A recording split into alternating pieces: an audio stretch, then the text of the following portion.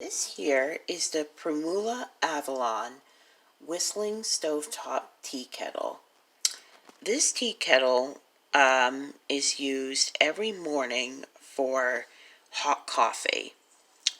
It has a nice soft grip, heat-resistant top so that you can confidently hold it and know you're not going to get burnt.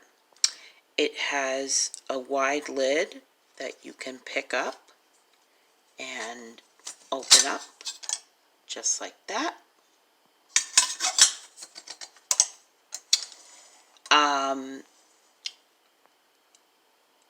The spout will whistle when it is done, and that is extremely helpful so you know when to get it off of the stove top. And this is just the inside, as you can see. And then there is a max fill line so you know how much water can be put into this tea kettle. Overall, we have got a lot of great uses out of this kettle.